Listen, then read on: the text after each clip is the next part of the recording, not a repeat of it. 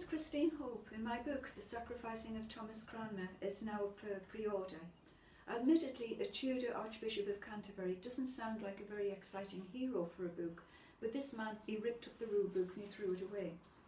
And I find it hard to believe that whilst there are a lot of textbooks written about him, there's no history fiction written about him that I know of. And I think that's sad because history fiction brings people out into living human beings again, instead of just giving dry facts and details. He was a theologian at Cambridge University, and King Henry VIII sent for him and brought him to the Tudor court. Thomas didn't want to go. He wanted to stay as a theologian, but he couldn't say no to Henry VIII, so he went to the court. And when arriving there, he became in contact with a whole wealth of Tudor characters, which are household names now. He was a Protestant, and this is at a time when it was absolutely dangerous to be a Protestant, and Protestants were burned at the stake. Thomas was terrified of burning, and I guess I can empathise with that, and so can you. He never ever felt safe again in his life while he was at this Tudor court.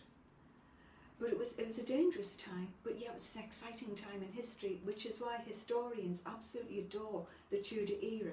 There's just so much information. It's exciting, and it draws people in. Thomas is obviously the hero of the book, but every book, I think, deserves a villain or an anti-hero. And the man in this book was a particularly malevolent one called Stephen Gardiner.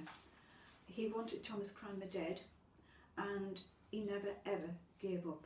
He just kept on. So when the opportunity came, he seized it. The fact England's been a Protestant country for 400 years now is thanks to Thomas Cranmer. It was perhaps inevitable that he was going to be burned at the stake, but sadly he died thinking he was a failure.